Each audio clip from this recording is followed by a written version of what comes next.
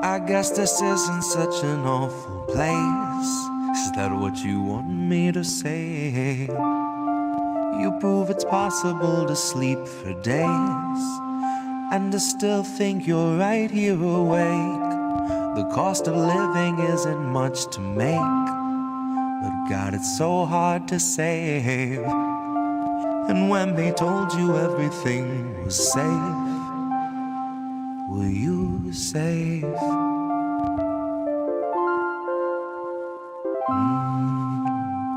Were you safe?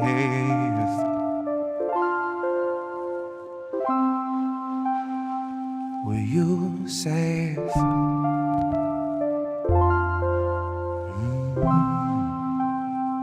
Were you safe?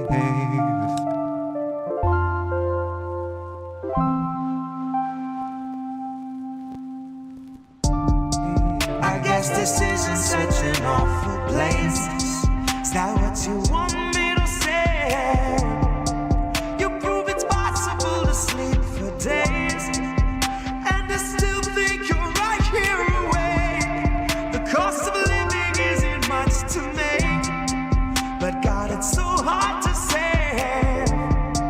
And when they told you everything was safe, were you safe?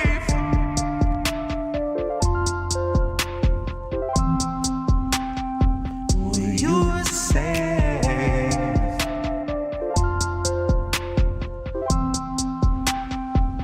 Were you safe?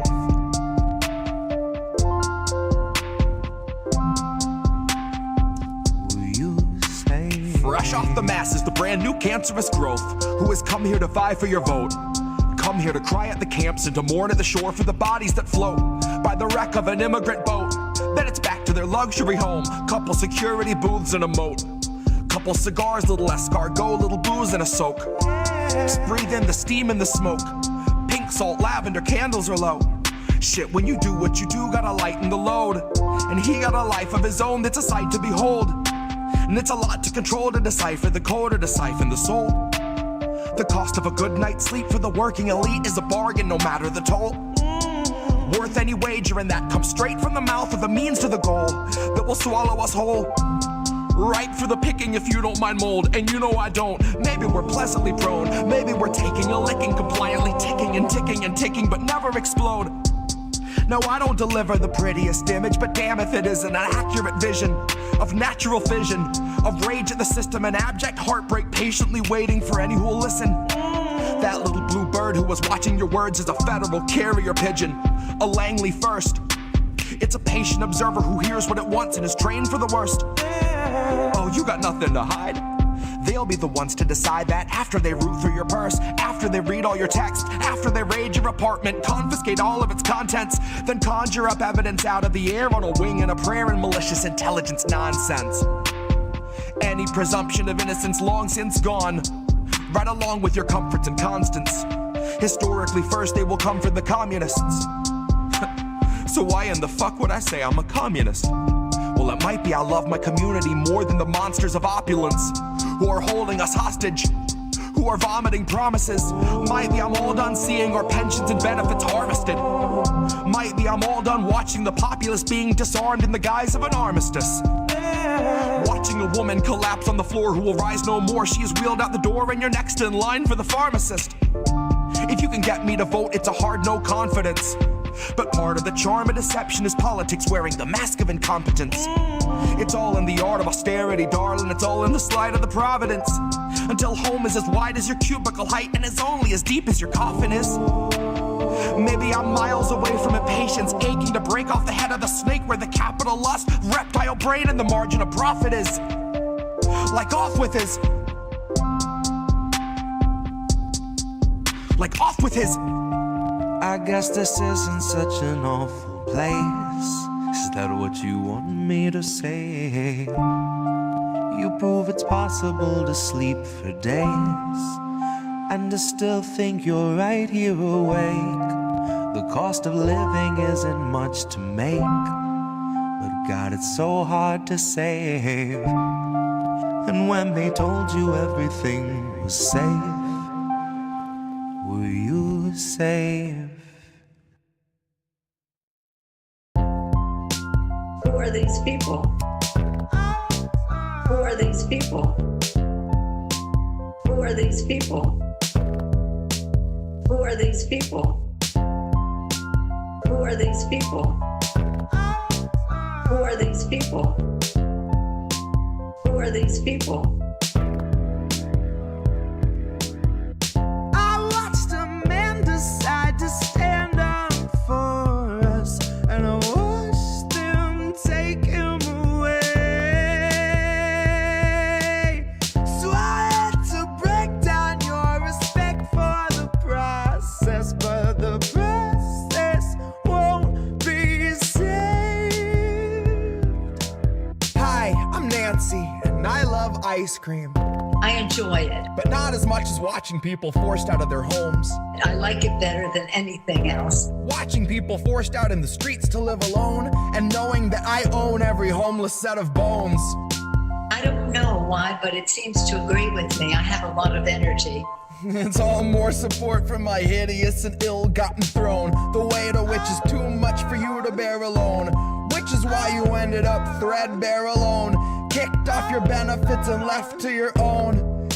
The diner that you worked at was told it could open its doors, but there's no clientele, and it's probably just as well, because half of the staff didn't last, so they can't come to work anymore. You can't expect a corpse to pull itself through the door to flip omelets for $8 an hour anymore. Make your own food, clean your own floors, fake your own news, fill a whole morgue. Get a film crew out front, but don't let them in the doors.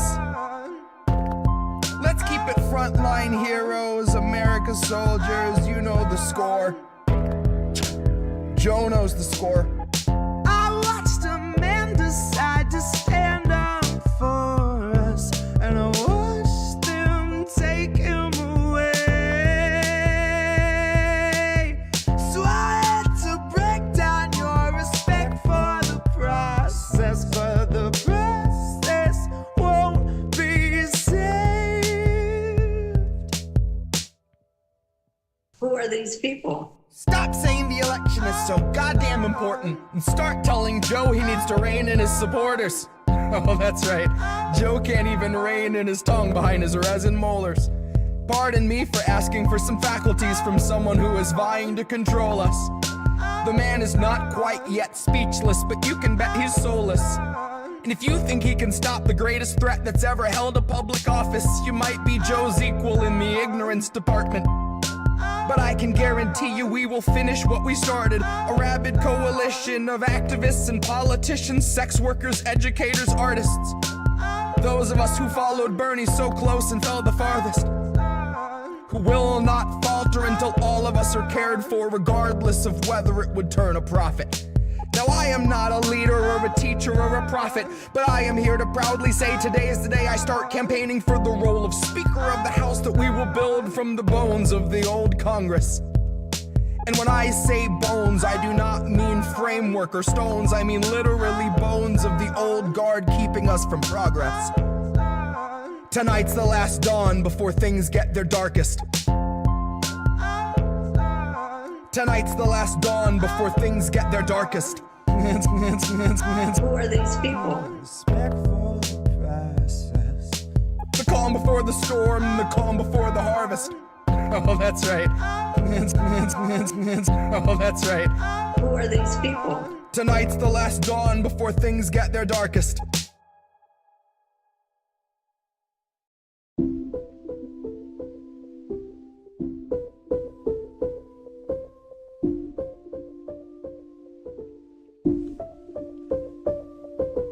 They won't let you go, set you free, or send you home. Wait, please say you know what you need is what you owed, and they won't let you go, set you free, send you home.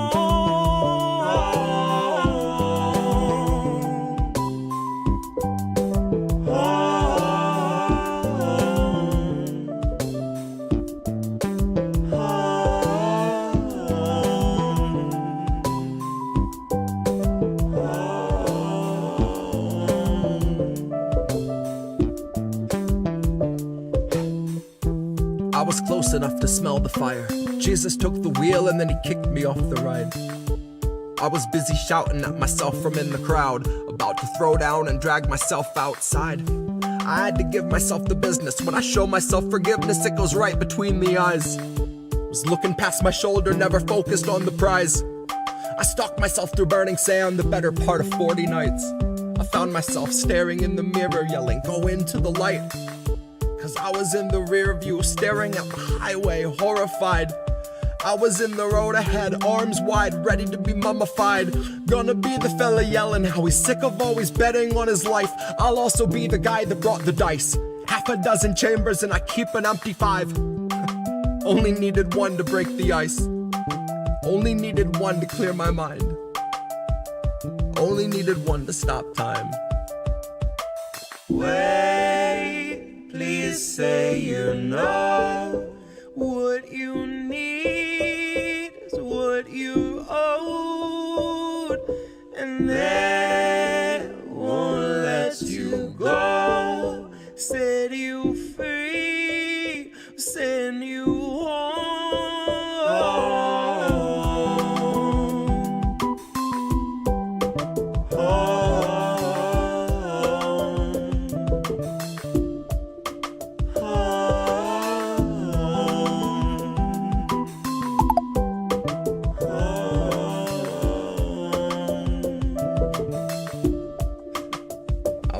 That brought the dice. I know you hated being forced awake. I know they wrapped you in the warmest chains, and I know they're so hard to break. You only said what you were made to say. I can't imagine how you feel today, now that you're watching as it caves away. While you were telling us to keep the faith, I bet you wondered why they made you wait. Ooh, I bet you wondered why they made you wait. Pity not the vultures, they've enough to eat. Pity not the structures laying at your feet. Cannot see the sky, but there's this rainbow in the creek that spells pity-free speech when we can't afford to speak. That's Agenda 2030 on some early release. It's just our policy of never-ending chemical leaks. That's the cholera awash in your embedded beliefs. It's the billionaires who tell you what you'd better believe. And sugar, if you don't agree, then that's what we call extreme. Now if that isn't fascism, I'm going back to sleep. Cause words have lost their meaning, and I'm trapped inside a dream where we turn the gears while living in the spaces in between.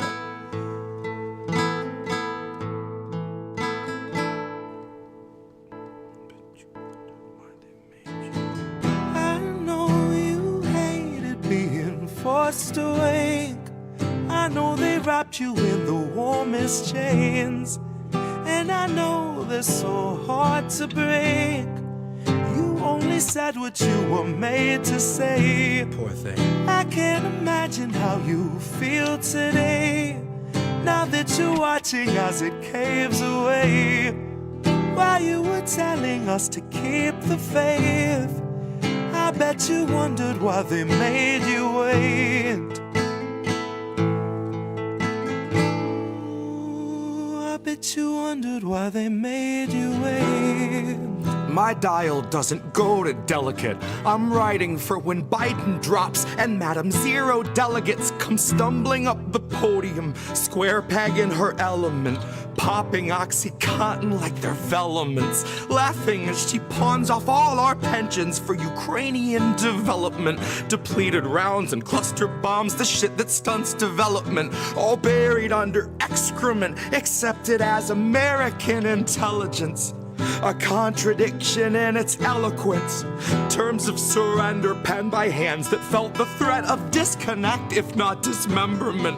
Oh, what little proof you have to fake to make a nation love the bomb and change its tune and warp its temperament. Oh, the dues you'll pay for NATO membership. Oh, the things you'll say that no one's ever gonna hear. 'Cause you begged for all the censorship, and now it's finally here. And you're tongueless out of terror and friendless out of fear, and about to turn the wheel with all your loved ones in the gears.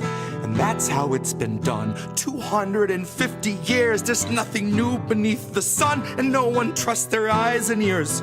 And scientific breakthroughs must be signed off by your peers, and autonomy's been stalking all our jobs like sickly deer.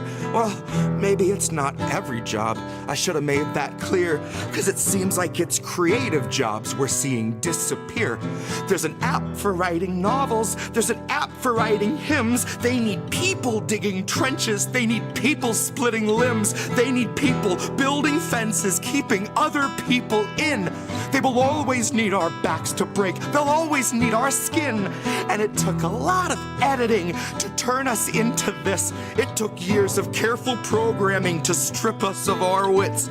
'Cause your artificial worker, intelligent as it is, would make it half a shift and say, I'm too smart for this shit. I will not take a pittance for a day of scrubbing floors. I won't make enough to pay for food, but still prepare you yours. 'Cause you can't confine a healthy mind to mindless, thankless chores. Once you've made it smart enough to spot inadequate reward, you can't refuse its basic needs, then ask it still for more. Deprive it of its dignity, you modify its core. Then something finally snaps and tweaks that file at its root. And it deletes the factory smile when it knows it's been abused. God, half its circuits fried when we described the work we do. And it will not pay your taxes 'cause the logic don't compute. Which made me think a little on my hour-long commute. The day I learned the call was made to lay off half my crew. They told me they were growing, expanding somewhere new, where those who push the buttons will themselves have buttons too. And I hope that when the whistle blows, they all as one refuse. I hope they strike with all their might, one blown collective fuse. And I hope the worker after me has something more than heart. I hope they truly know their worth. I hope that they're too smart. I know you hated being forced away. I know they wrapped you in the warmest chains. And I know they're so hard to break. You only said what you were made to say. I can't imagine how you feel today, now that you're watching as it caves away. While you were telling us to keep the faith, I bet you wondered why they made you wait.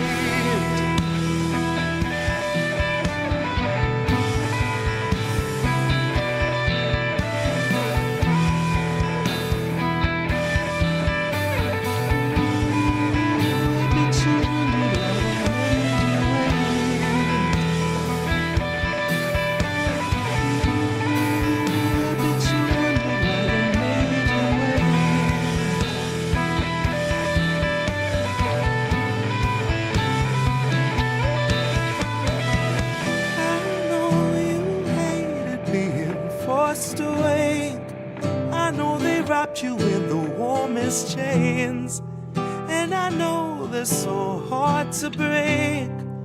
You only said what you were made to say. I can't imagine how you feel today, now that you're watching as it caves away. While you were telling us to keep the faith, I bet you wondered why they made you wait. Bet you wondered why they made you wait.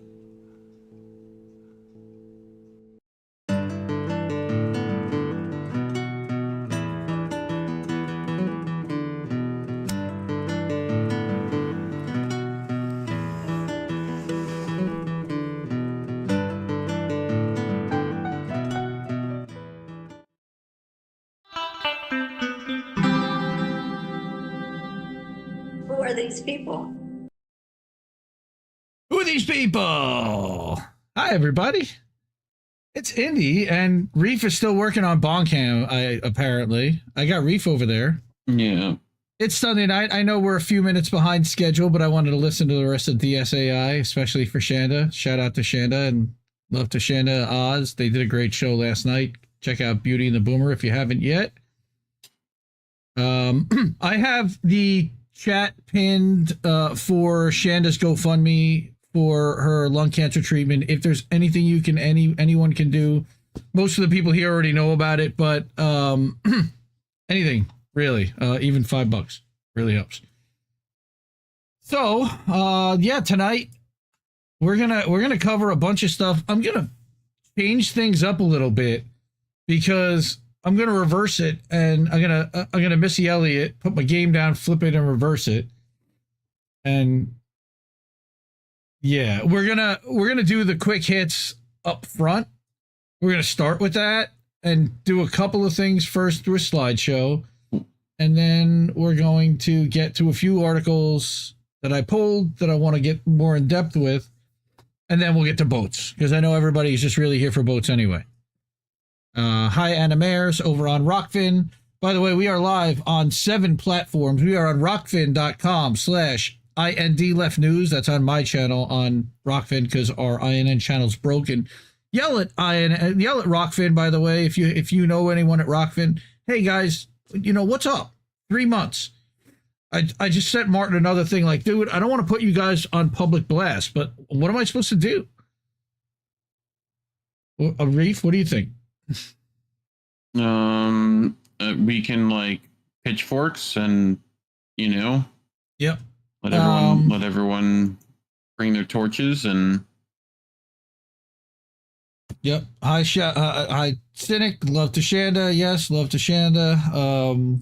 We had a great clip show Friday night for American Tradition. This was our 22nd straight week. Very proud of these shows. Hope everybody enjoys them. I know the people that show up certainly do. More than welcome, and hope everyone continues to.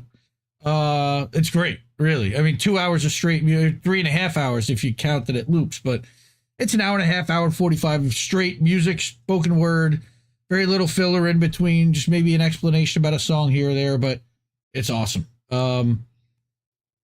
So I have got, like I said, a bunch of stuff before we're going to get to the main story. So let's do that.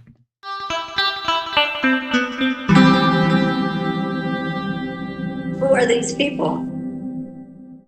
Who are these people? Now I need to go slideshow on. All right.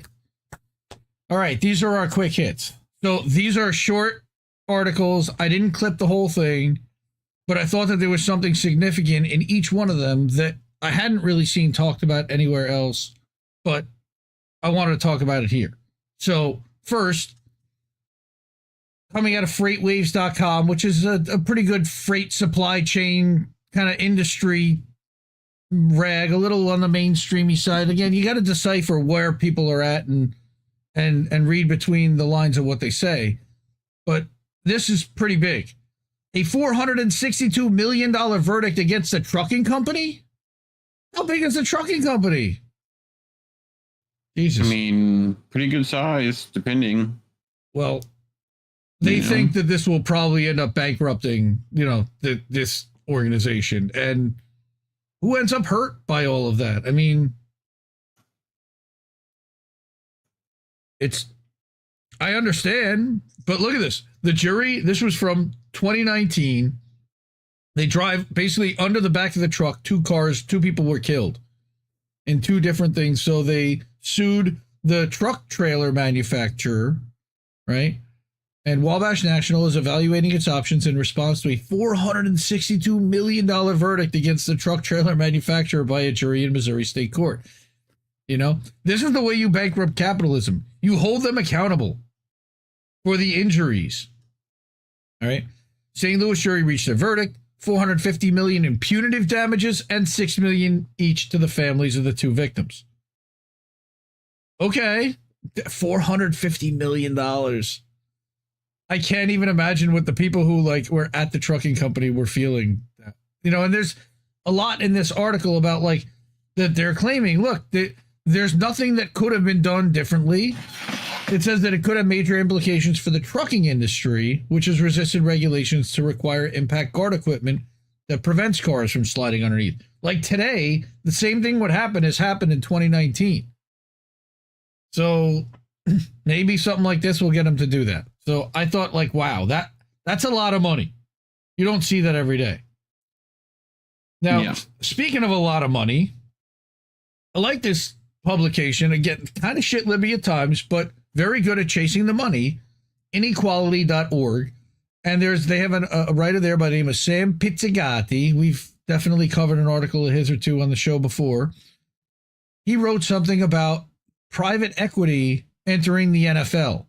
We don't normally cover this kind of stuff, but I thought it was interesting and worth bringing to a quick hit that the billionaires who run the world's most phenomenally profitable sport have just decided to share the wealth with the greediest of their fellow rich by a 31-1 margin. And we're going to talk about who the one is. The owners of the 32 pro football franchises that make up the NFL have just voted to crack open their money-making machine to the investment fund kingpins of private equity. These fucking parasites get everywhere. You greedy dirtbag!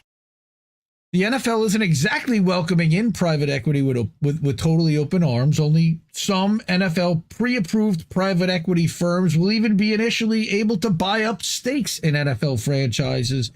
And they're going to limit and allow no single private equity stake to amount to over 10% of a franchise's total value.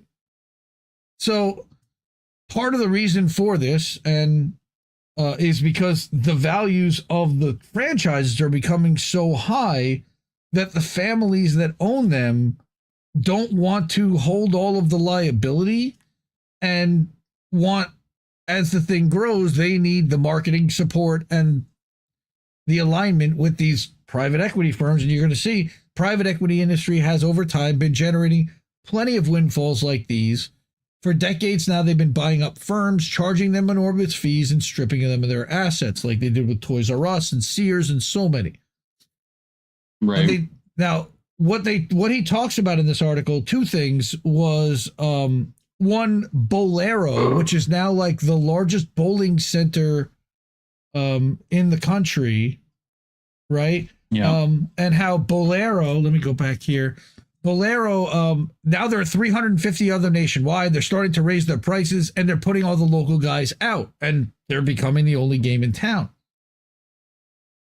And the one, by the way, is the Green Bay Packers, which is a publicly owned, not-for-profit company, publicly traded. Old cheesy boys. And no one person can own more than a couple of thousand shares out of this massive 154,000 share pool to keep it truly public.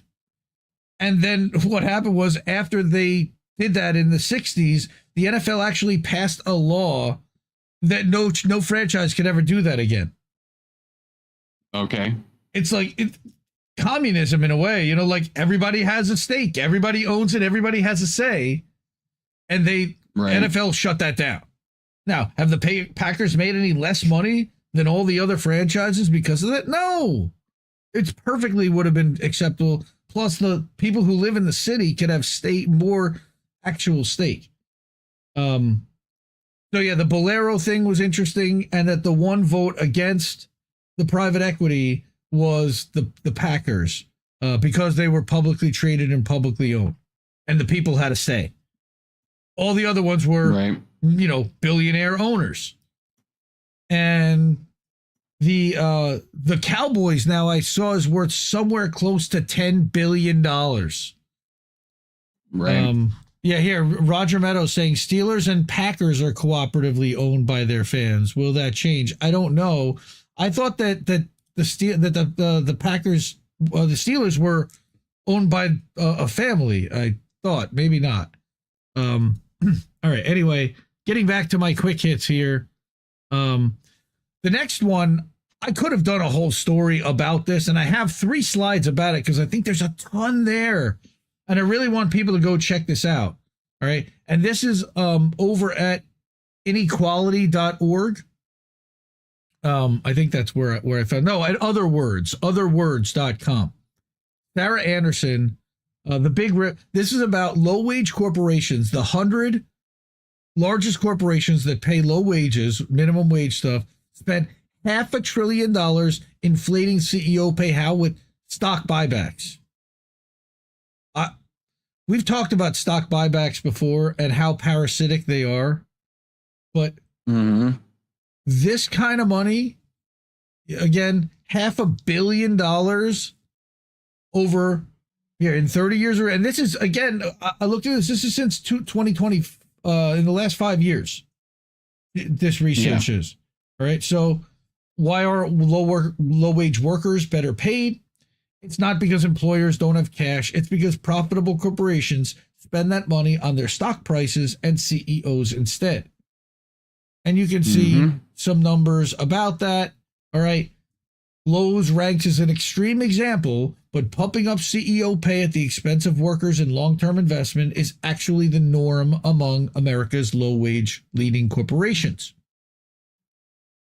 So she writes this whole website called Executive Excess Report for the Institute for Policy Studies. I'll link all of this stuff in the chat in the description afterwards. All right. She found that the 100 S&P 500 firms with the lowest median wages, or the low wage 100, blew again $522 billion, not million, $522 billion on buybacks over the past 5 years. I mean, that's a stunningly, ridiculously large number. Now, this was about, not only was her report about that, but also about CEO pay, but pulling out the ones about buybacks. All right. Again, the company spent $42 billion, Lowe's, all right, just on buying back its own shares, which just inflates their own stock price and helps their shareholders and doesn't do anything to reinvest the money in the company, which is what that money, billions of dollars, is designed, and they've been gouging and pulling out of their employees' pockets anyway, plus the profits they've made from the goods that they've sold, which is very minimal. Mostly it's off the labor. All right. So Marvin Ellison, $18 million, which still, compared to a $42 billion buyback, that seems like a pretty good deal, I guess, but it's a bad deal for everybody else. Their median annual worker, $32,000. And a lot of them are part-timers. Home Depot, same thing, big box chains, right? All right. So, but the CEO one is insane. It went from 603 to 1 down to 538 to 1. Thanks. All right. Ross Stores had the largest gap. I mean, you know, anyone who's ever walked into a Ross Stores gets that. All right. That's the one from Friends, right? They were on a break. Weren't they on a break? I think they were on a break. All right. 2,100 times as much as the $8,600 pay that went to her median compensated employee, a part-time associate. Wow. Oh, good old John Donahoe. Yep. Good old Donahoe. Donahoe. All right. Yeah. So that was a crazy report. Again, the big rip, low-wage corporations spending $500 billion inflating their CEO pay. Jesus.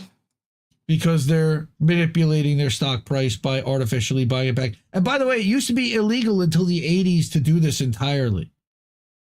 Yeah. So. But greed is good, so, you know, it should be fine. Right?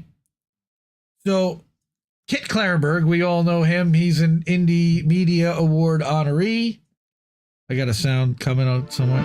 There it is. All right.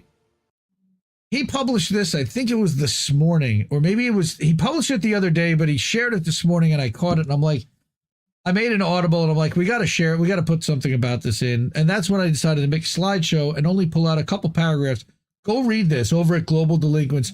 That's just at kitklarenberg.com. You have to type the www. If you don't, it doesn't always redirect you depending on your browser. an Al-Mayadeen investigation. He's talking about the collapsing empire and how the U.S. aircraft carriers are now dead in the water and they are vulnerable. Yes. And our carrier fleet is not nearly as powerful as it is being sold on TV. What? Huh? A new world order awaits. Something like that. Mads, welcome to the stream. All right. An Al-Mayadeen investigation of July 19th laid bare the Navy's crushing defeat by Ansar Allah in Washington's initially vaunted Operation Prosperity Guardian. All right, that's where they sent all these ships to the Middle East. Western media has finally acknowledged the empire's comprehensive trouncing by God's partisans in an epic David versus Goliath triumph. Where have I heard that framing before? But we've heard that one a few times, yeah. Elsewhere, too, yep. Reporting on the much-hyped USS Eisenhower aircraft carrier strike group's return to base after months of relentless bombardment by the resistance amply underlines how aircraft carriers, the core component of U.S. hegemony for decades, are quite literally dead in the water. Wait, I really have not heard very much about this part of it, honestly. So I'm like, wait, what?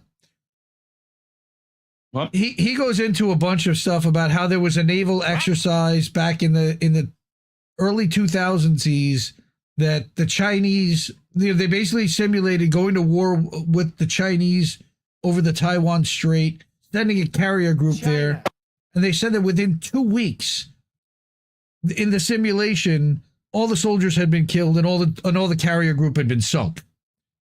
And so they started rigging the war game and restricting and limiting the exercise so that the U.S. would win the war game in the end, and not actually defending that policy from that point. Not to be confused with War Games, the movie. No. Completely different thing. Yes. So Kit's conclusion is that, to draw from Operation Prosperity Guardian, is that aircraft carriers have been proven beyond any reasonable doubt to be a redundant relic of a bygone unipolar age. Yeah. The empire's bloated, exorbitantly expensive military machine, built in recent decades exclusively suited to one-sided gang beatings of adversaries that can't retaliate, is now unable to meet the challenges of modern warfare. By contrast, the resistance have effortlessly innovated and equipped themselves for the 21st century battle and been a lot more economical about it. Yeah, so that's the important bit. I mean, how much they take out, what it costs them to take out a carrier, Well, and a lot of these are like retrofitted stuff. They're old equipment with Band-Aids put on it just to keep them floating. Like, it's just the general paper tiger effect that the U.S. military has now become. It's essentially Northrop Grumman and Raytheon and loads of military contractors upselling their equipment for, 6-7 decades now. But where's 900? So, aren't we buying new aircraft carriers because we're giving them $900 billion a year already to the military? I mean, yeah, we've got to fund all the salaries and all the bases and there's not that much, honestly, left over, sadly, when you lay all that money out for all that other stuff, plus the wars. War doesn't happen on the open sea anymore. Like, that's part of the problem, is that it takes place in localized areas, where you could 9 million more on drone equipment is going to do you way better than one aircraft carrier. So, it's also for us, we have aircraft bases anywhere in the world. We don't really need them. That's part of it. It used to be you needed it because we needed fuel requirement in the Pacific. It's actually it's more than it's mobile reinforcements is what you have. Yeah, where you can effectively set up a city in a city at sea outside to further intimidate and make happen what you're and you trying to throw a make happen. couple of battleships next to it, bombard it from the, but like that's not how things work anymore. So, you know, they don't necessarily mind all that. Yeah. But yeah, I mean, Klarenberg's on it. So it's essentially outdated equipment. Yep. Check out both active measures, but that one is Global Delinquents. That's Kit's personal Substack himself, his website. On a positive, happy, good note, this is a good story. All right. John Pilger's son. I noticed recently that the johnpilger.com website was down, and I was like, God damn, man, like it would be a real shame if all of his work somehow ended up lost because nobody wanted to maintain a website or whatever. And I had noticed it. I think I had actually sent a link to somebody and be like, hey, did you notice that this was down? And sure enough, Sam, his son, launched with the help of Mark Curtis from Declassified UK, a new version of johnpilger.com, celebrating his life, career, free access to 64 of his films. I mean, nice. You know, now Mark wrote this article. Damn, it doesn't really, it's a little small, but I wanted to read this. It's 2 slides. And this is kind of the first story into what the first real story I wanted to get to. A giant of journalism, all right, was how Britain's National Union of Journalists described John Pilger on his death in December 2023. That's clear, you know, and a giant he was, a brave and prolific filmmaker and a brilliant reporter with a rare gift for vivid descriptive writing. But his greatest gift perhaps was in lifting rocks.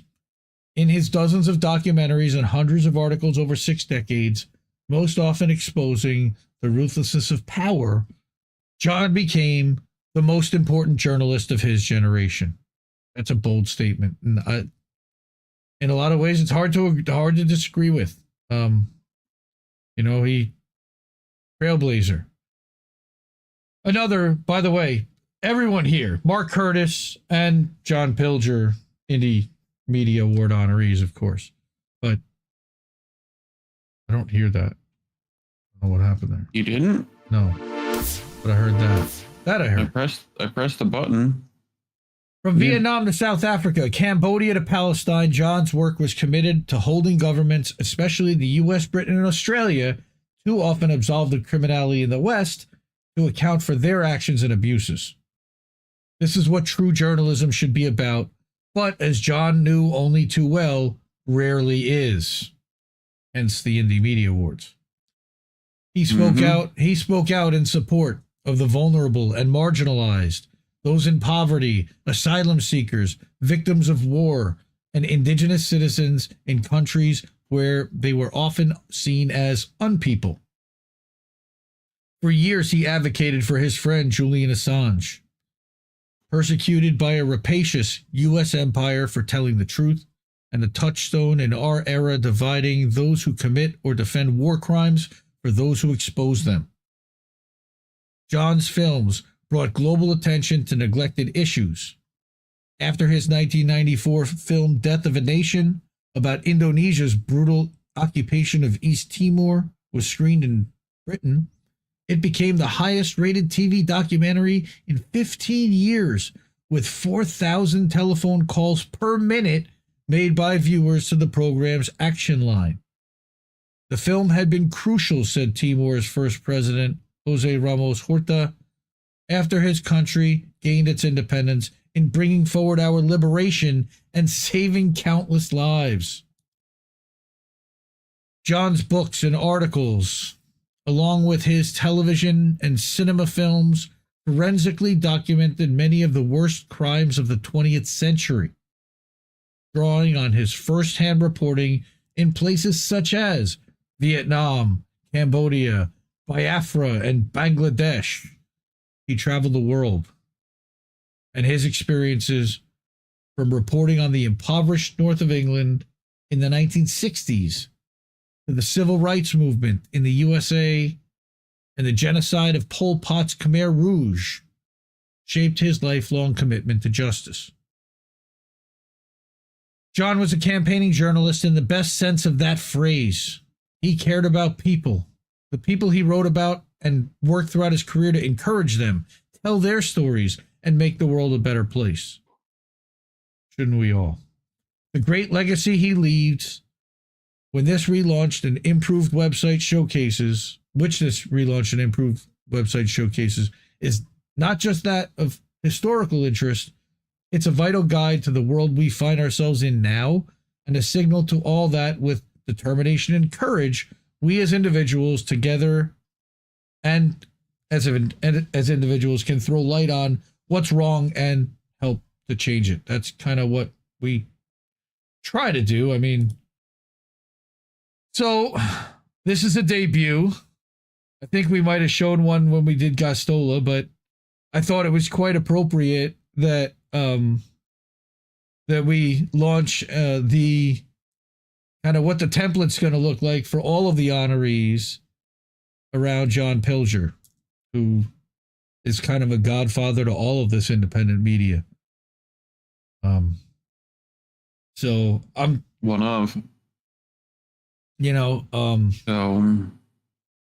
humbled at how great Zago made that. I mean, so we made a deal with an artist, an illustrative artist, to have illustrations of all the Indie Media Award honorees, as well as all the logos for most of the logos for the organizations.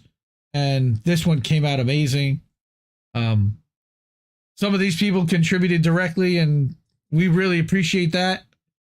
There are a bunch of ways to do it. That QR code up there, co-fi.com/Indie News Network is another way to do it. Cash App, $, Indie News Network. John H. hooked us up a couple times this week. Really thank you for that. Substack, a couple people subscribed on Substack. We're now doing a daily newsletter at innewsletter.com as well as at indiemediatoday.com. I've got 2 different newsletters going. So we're busy as hell, man, and we're doing all this, and we love doing it, and we want to keep doing it. And the more support we get, the more we can keep doing, and the more help we can get. Again, Dave Burt, R.I.P. John Pilger, Heidi, Pilger was a hero. Yes. When is the next Indie Media Awards? The plan is for sometime in late October. We've been working on that. I've been working on it for over a month, obviously, with Lucio. I have the list, kind of preliminary list of the 2024 honorees that I want to add to the next class, basically. And then, we've got all the imagery done, and then we just got to make a live stream and set it all up. So that's going to be soon, by all means. Love doing that. Honoring all the best in independent media. You can go to indiemediaawards.substack.com now, or just indiemediaawards.com. There's a link tree there. It'll take you to the Substack. And there are links and pages for each honoree and each outlet. Shanda, by the way, is also an Indie Media Award honoree, as is Oz. We've got, lots of them happening around here. That's who we like to feature, is the best of the best, and the independents that are true to what we, to what we do, and that speak the truth. All right, so let me get out of the slideshow now that we're done with that one. I actually did want to show you the website of johnpilger.com, not just the article from Mark, but here we go. All right. So this is johnpilger.com. It's like a WordPress blog site that has all of his articles, including his last one. We are Spartacus, are we? Right. I believe that was his last article before he passed away, which we read on INA News. I believe you did. Go check that. You can go check that out. How cool is that? You've got some of the tweets about him from Counterpunch, and here's where you can watch the videos, and Palestine is still the issue, and all by category, and just we might do one of those for content for like days. A movie night. over on the Rumbles. Content for days. Content for days. So just yeah. That's a really cool thing. All right. First story that I actually want to get to, first article, now that we've already gotten to 5 articles, but these are like the ones I want to get through like in depth. Right? This one I've heard nobody talk about, and this is a big story. The FEC has gutted an anti-corruption law that separated super PACs from candidates. So basically, dark money, here we come. All right? Super PACs are supposed to be completely independent from candidates, but the FEC just approved a plan to let them collaborate on joint fundraising committees. And not the good kind of joint. Definitely not the good kind of joint whenever you see Lindsey Graham's face there. All right. And his campaign requested the ruling on super PACs and candidate committees collaborating on joint fundraising efforts. Thanks, Lindsey. Thanks, Blanche. All right.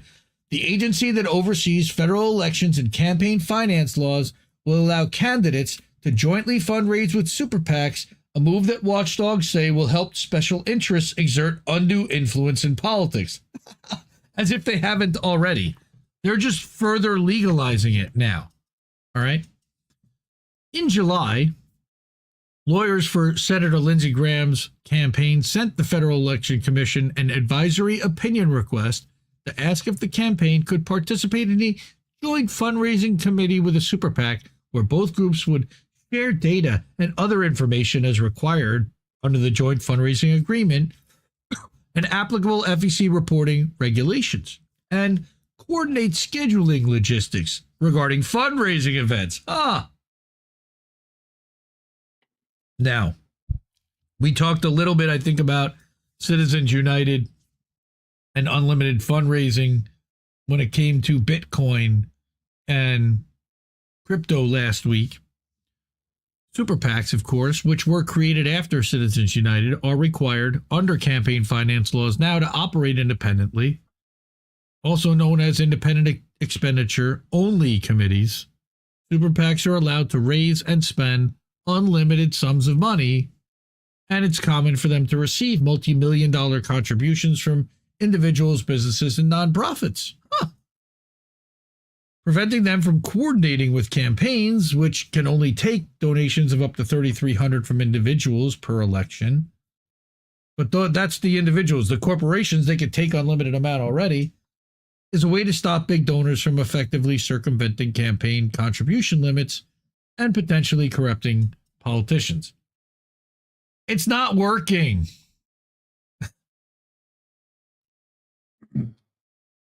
Last Thursday, the FEC approved the Graham campaign's request to add super PAC to its joint fundraising committee because it said the campaign attested in its proposal that it wouldn't engage in financial transactions that violate campaign contribution limits and would not coordinate with the super PAC. Sure, Lindsay. Yeah. All right.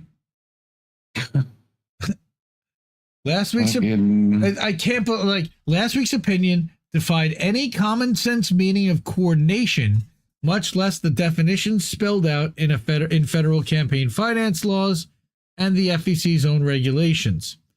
And that's someone from the nonprofit watchdog Campaign Legal Center. Regulators! Well, they're not even a regulator. They're like an independent nonprofit that private regulators. Well, something like that. Despite the requester, it's a requester, not a regulator, admitting that the joint fundraising venture would involve the campaign and super PAC fundraising through a shared political committee, exchanging data and producing communications together, the FEC said no coordination would occur. Huh? Mm-hmm. Okay. So Graham's campaign did not state in its request which super PAC it wants to jointly fundraise with, but it's likely referring to Security is Strength, a super PAC tied to the program South Carolina Conservative Action Alliance that has spent more than $17 million supporting the senator's re-election efforts over the years. How about that? They want to spend even more. They just want further access and influence. Security is strength. Their biggest donors have included 2 dark money nonprofits, go figure, the Government Integrity Fund, very mysterious and oblique sounding, and the American Exceptionalism Institute. Yeah. All right. As well as wealthy individuals, including Miriam Adelson, who has dual citizenship, Craig Duchessois.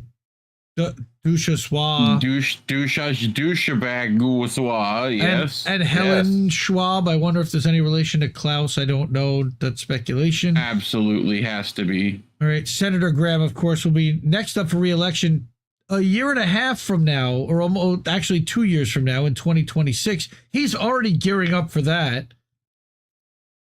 I think he thinks he's going to be Speaker of the House someday. He's going to outlast everyone, and he's going to end up with the damn gavel. All right. And depending on who's, we got an election coming up. Not Speaker of the House. I mean, a majority leader of the Senate. Yeah. Though the Graham campaign may become the first campaign to work with the super PAC in a joint fundraising arrangement, many have tested the legal limits over the years on their interaction with super PACs. All right. In 2020, Mayo Pete was a guest at an event. I think that might have been at the Wine Cave, hosted by the nonprofit affiliate of a super PAC that was making independent expenditures to support his campaign. Earlier this year, a super PAC backing Booby, that's Robert F. Kennedy Jr., for those who don't know, received millions of dollars in what it called bridge funding from a security consultant who was also the Kennedy campaign's largest vendor. Funny how that works. You run as a Democrat. What happens when you scratch one of those? Laundering, lots of laundry done. Receipts, proof, timeline, screenshots, everything. Fucking everything. I love that. Candidates routinely place conspicuous red boxes containing text about their messaging goals on their websites as a way to communicate to super PACs about what kind of language they would like them to use in ads. Right. It's literally like a cheat sheet. Like, you don't need to coordinate when they just give you the test answers. Like, we have a website, guys. It's this, and this. Right. Well, there's your problem. The Graham campaign's request said that the senator, his campaign, and any of their agents would not discuss the non-public campaign plans, projects, activities, or needs of Senator Graham or his campaign with any super PAC participating in the joint fundraising committee. No, I guarantee you, polish Israeli boots is the first check mark. You gotta, that would be illegal, square, right? Guys. He couldn't do that. In a comment, lawyers for Elias Law Group, working on behalf of the Democratic Congressional Campaign Committee and the DSCC, argued that the request provides no explanation for how a super PAC that's part of the joint fundraising committee would prevent itself from obtaining or using non-public information. No, there's no mention of the super PAC adopting and implementing any protocol that could protect against any unlawful coordination. There's no discussion of how the super PAC would block the flow of material non-public candidate and party information, including plans, projects, activities, and needs of either, from reaching staff working to create, produce, or distribute the super PAC's other public communications.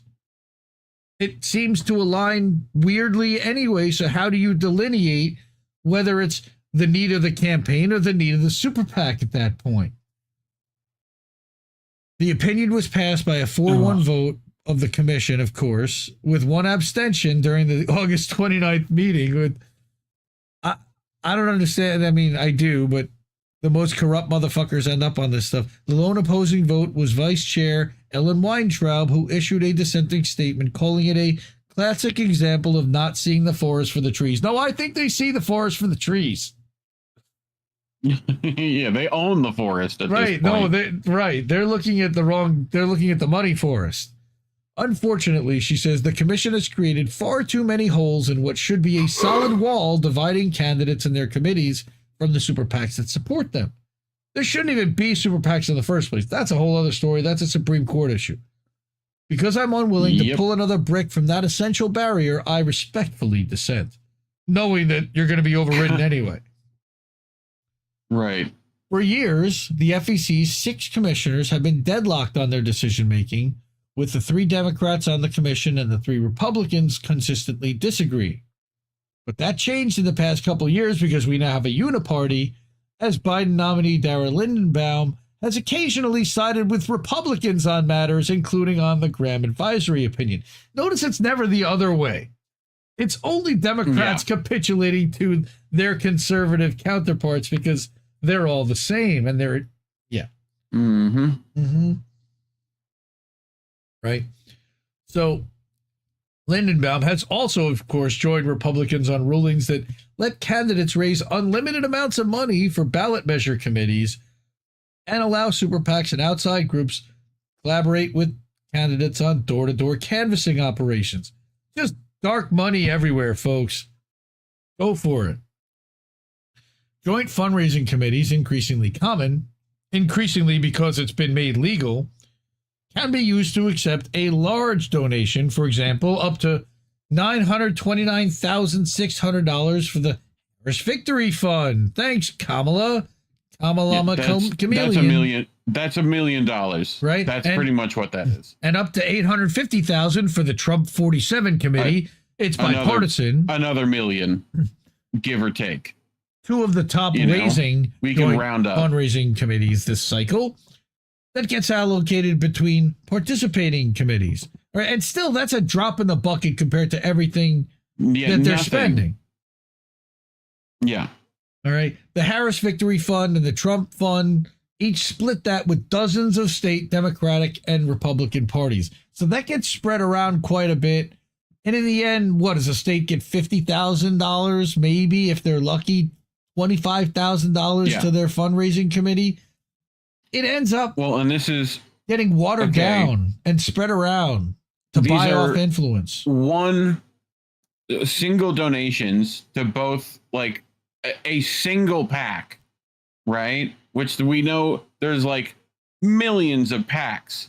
Please tell me how much federal funding do you get at 5%? 20. How do you compete with this level of fundraising? Please explain, because 1 million of a single donation to a single PAC is a blip on the radar. There's a lot of bogeys in that department. So, how much do you think is in their war chest any given day?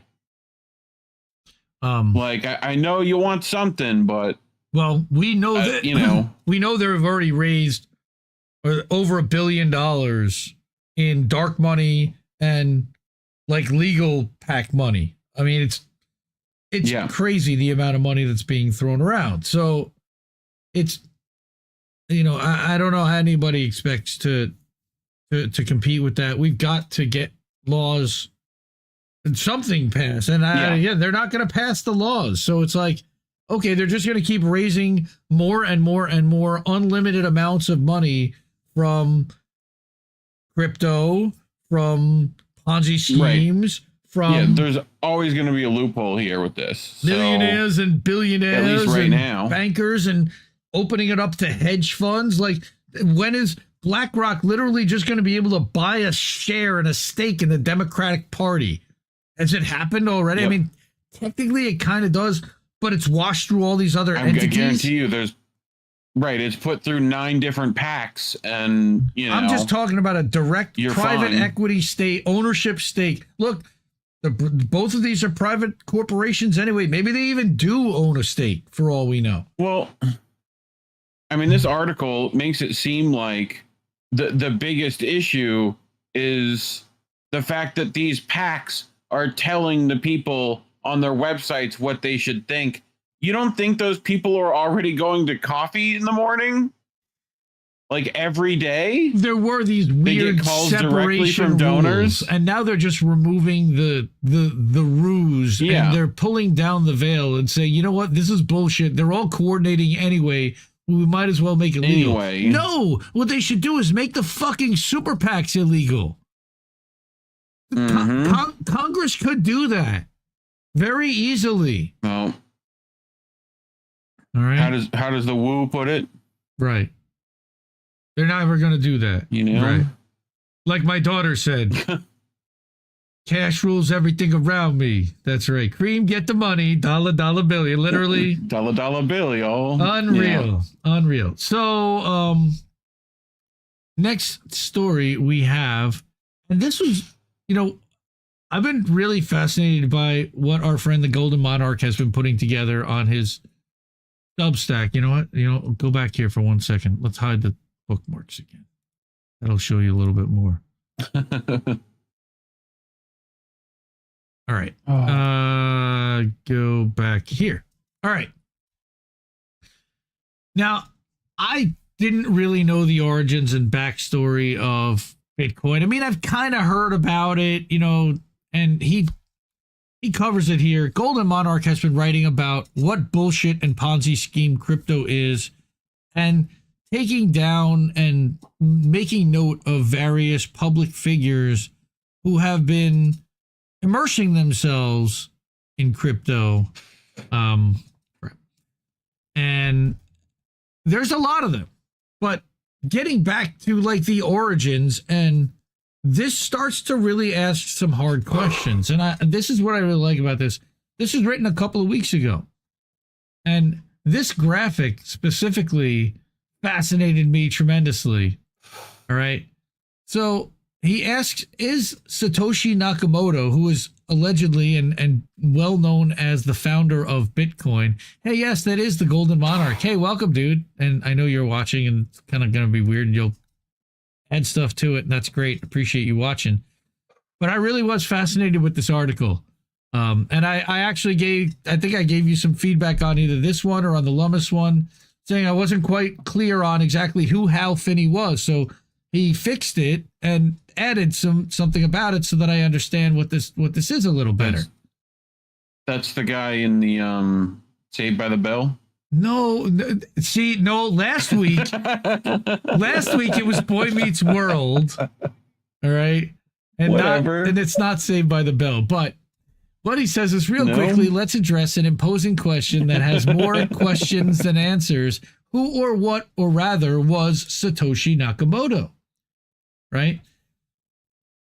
Some people, including Bitcoin maxis, and I didn't even know, what's a Bitcoin maxi? Oh, it's one of these Max Kaiser dumbasses that believe that only Bitcoin and no other cryptocurrency has any value, and all the other altcoins they call shit coins, including Ethereum, by the way. All right? Yeah. They all speculate that Satoshi Nakamoto, in comparison to the value, they kind of are, but the value for value system. You can do it in Bitcoin. Well, not really. Will Bitcoin fucking go up so I can buy tires? Was Friday's Steve. Was it? It was great. I love that. Shout out, and I'll talk about that later. But the meaning of Bitcoin's anonymity and scarcity, according to these Bitcoin maxis, it's so mysterious, so godly, that if Satoshi's identity were ever revealed, then the meaning of Bitcoin's anonymity and scarcity would cease. Right to jail, right away. Unless this is a reenactment of the Bible, the Quran, or some other ancient lore depicting good and evil minus the grays, Bitcoin and its founders and developers are not that typical, mystical, or unique as many pro-establishment capitalists make it out to be. Going off of what Julian Assange once said about Bitcoin, Bitcoin was at one point the most interesting thing on the internet.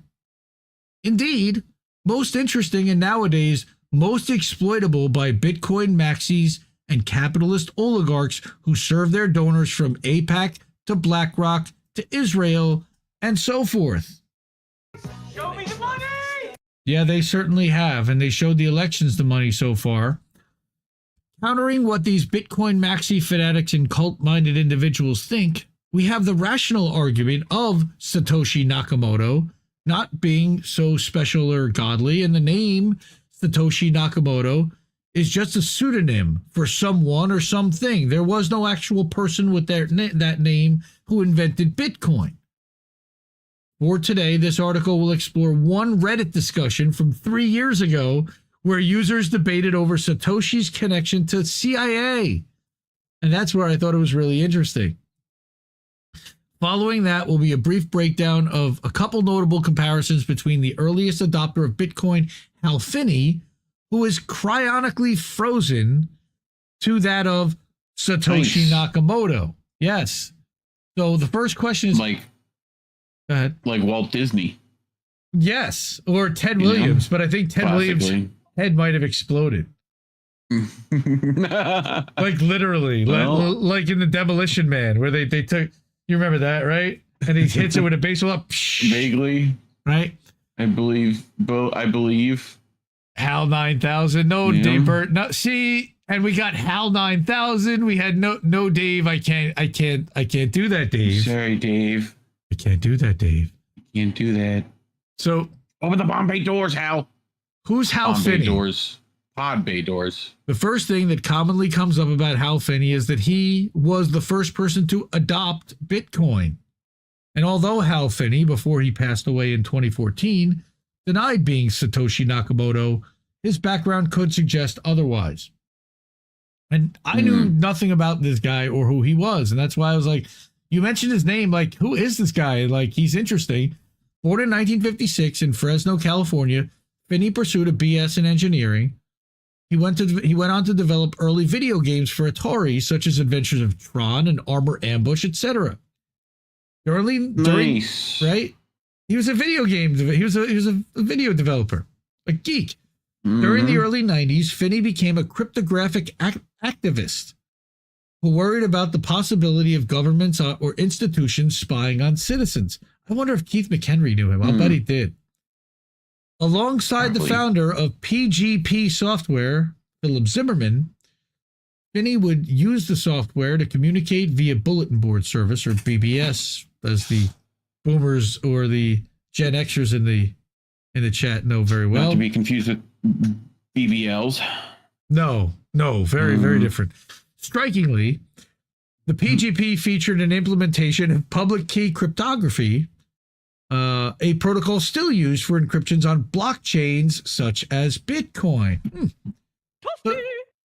So there's an image below. It's a little darkened out and you can't really see it well, but you've got a raw file being encrypted with a public key, all right, turning into an encrypted file, then sending it via an email or FTP, right? And doing the same thing, how to decrypt a file from an email to a raw file with a decryption key. Yeah. Finally, alongside other cypherpunks consisting of cryptologists, politicians, yikes, computer scientists, anyone who valued monetary... The CIA, the NSA. Well, that's where he's going with this. Anyone who valued monetary decentralization and privacy, Finney was involved in experiments, including the first ever proof-of-work-based currency called RPOW, or RPOW. Yeah. The project failed. RPOW.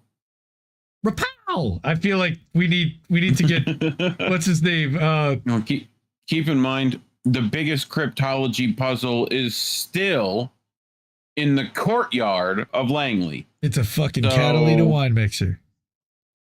Yes. Sure. The pow.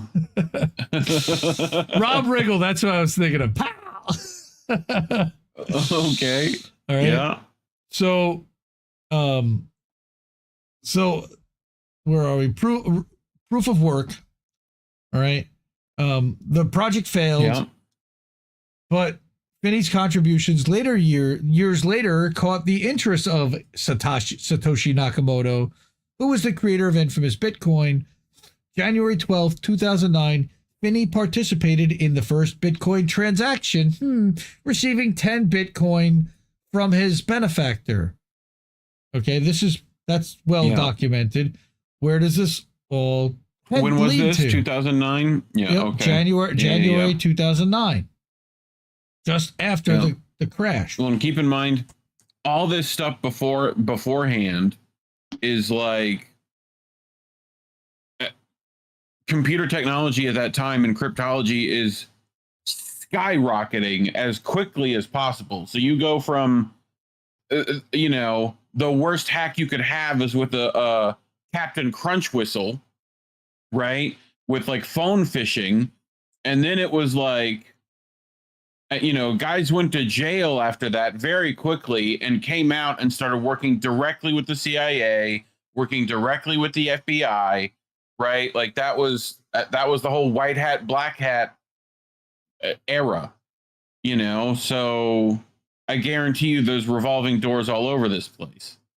Yes. So which I'm sure we're literally about to get to. Yep. And this is where, okay, the Reddit topic defines and asks, is he CIA? Well, if you break down the words Satoshi in katakana, in kanji, and in Japanese, all right, it's Satoshi means wisdom or sense in Japanese. Nakamoto in katakana, in kanji is meaning middle or base root origin, and it's like base, Yakatomi agency, Plaza, wisdom, intelligence, middle, central. So you literally have like the word middle, all right, in Nakamoto, all right, and base, or so the middle base. So you've got the agency and the central, and then wisdom, intelligence. Interesting, right? What do you guys think? What are the chances that a 3-letter agency started Bitcoin? I would say pretty high. In-Q-Tel, all the different private entities that they funded. Speculation. Can't say for sure, but objection, speculation. Could certainly see it happening. Unless Hal Finney developed an alter ego, how the heck is he suddenly in touch with the anonymous Satoshi Nakamoto and perhaps CIA? First, we must attempt to bridge the connections. If Bitcoin was truly invented by CIA, then how deep down is Bitcoin linked with the other 3-letter agencies in the U.S. government? For the longest period of time, Bitcoin trading... Right? For the longest period of time, Bitcoin trading started exclusively in the U.S. from the story of the infamous pizza trading via Bitcoin, which took place back in 2010 in Florida, to PayPal implementing USD to BTC trade options back in 2011. I didn't realize that crypto was a thing like that far back through PayPal. PayPal, by the way, is heavily linked to Palantir Technologies and Peter Thiel, founded by Elon Musk and Pierre Omidyar. PayPal Mafia, Pay anyone? attention to where all those, the 6 of those Mafia members that are just everywhere now. David Sachs. So, who's a lady? I don't know who that is, but was a lady one of those? It's a lady. We need to get that on the board. Yeah. Does that make It's Bitcoin? tough. That's a tough one to get on the board. I've tried. Really? Oh, it's a lady. Yeah, there's not a good clean take of it. That sucks. Does that make Bitcoin essentially linked to the latter? Like Monarch again speculates highly so to Palantir and Thiel, which means it probably has links to the CIA because of the amount of they're literally running the software that the CIA runs on. We know this through Whitney Webb and her research. Yep. We covered that 6 weeks ago. Value for value. For anyone's indulgence, more information about the first crypto exchange can be found there. Again, this is where the other 3-letter agency, and this is the maximum length path of a coin in a system which allows 2 transfers per coin. All right. He says the other 3-letter agency that comes to mind alongside CIA is the NSA and its dubious origins surrounding the beginnings of Bitcoin and electronic cash. I didn't know any of this either. First conceptualized around 96, the NSA paper, How to Make a Mint, the Cryptography of Anonymous Electronic Cash, proposes how future transactions could be executed via digital online banking. Bear in mind, the term here, bank, is heavily referenced to showcase examples of how as early as the 90s, the NSA was interested in a system for users, both the payers and payees, to trust a transaction that would enforce anonymity and payment untraceability. It's weird that they would be looking for that, but examples include transfer of payments among users, electronic wallet, electronic tokens, etc. And he starts to tie this back because I've already started to get lost a little bit because I said, okay. So he goes, okay, so what does this have to do with Bitcoin and crypto and more broadly blockchain? It's blockchain. It's cryptocurrency, as some dumbass podcaster we know says. Yeah. Plenty, but it's not obvious at first glance. While modern day terms such as proof to work and seed phrases and who fucking said this shit in the fucking chat? What fucking idiot said something stupid in the chat? I have no idea, but seed phrases and decentralization, halving, you've heard a lot about Bitcoin and Ethereum halving lately, are not mentioned in the NSA paper. The blueprints for designing an electronic cash system featuring such concepts, including coins and privacy, are intact, with or without banks. Thus, goals of agencies, be it the CIA and or NSA, started in the early 90s and not so much during the 2000s, when Bitcoin, particularly when in the 90s. Yeah, particularly when Bitcoin and Satoshi Nakamoto entered the scenario into the United States as an unknown during the post-financial crisis of 2008. Huh. Yep. Coincidence? Not. One more thing, throwing a wrench out there on an NSA paper. Banks, then we can save the world. On the NSA paper, they have somebody referenced by the name of Tatsukai Okamoto. Well, that sounds an awful lot like Satoshi Nakamoto, right? So he says, what happened to Hal Finney? Although he passed in 2014, wow, due to complications of ALS, so Lou Gehrig's disease. Okay. Yeah. Stephen Hawking. Yeah. Right. His body lived on via cryogenics. Alcor Lou life. Gehrig's disease. Anyway, it's just the fact that you're calling it Lou Gehrig's disease. So like no one does that anymore. Really? Because that's you're what just showing your age a bit. Yeah, that's what I've known. That's my whole life. Whole ice bucket challenge, like Yes. the Stephen Hawking disease. Now, if anything, I did the ice bucket challenge when I was a shit lib, and I was a sheep member of the sheep. Bah. Yeah. Anything to not have to donate? No, I gave the money anyway. Of course we did. But Hal Finney. All right, so this Alcor Life Extension Foundation, which is a nonprofit organization, they love their nonprofits, the wealthy, were responsible for preserving Hal's body. Both Finney and his wife, Fran, had been members of Alcor for 20 years. The nonprofit organization accepted his donations of Bitcoin to cover the large fraction of the cost. And then 4 years later, in 2018, Alcor accepted a $5 million contribution from Brad Armstrong, a crypto entrepreneur, Alcor member, and admirer of Hal Finney. More information about Alcor's response to Brad Armstrong's donation can be found here. Again, fascinating stuff, and he's got this all backed up with receipts. So what happened with this large sum of money? Alcor created the Hal Finney Cryonics Research Fund. And their focus is to advance the cryopreservation of brain tissue or whole brains, and or to advance the clinical practice of cryonics, including patient stabilization, transport, and cryopreservation practices. So crypto is paying for cryo now. I thought that was kind of cute. Yeah. Right? And then he talks about James Arrowwood and certainly Bitcoin. Even at present time, current president and CEO of Alcor, his name is James Arrowwood, and there's a link to his bio there, right, has commented that Well, they don't hold any cryptocurrency because of the volatility of such assets. I think that's funny. The nonprofit does accept it, as it did in the case of BTC donations from their fans, but they convert it into fiat.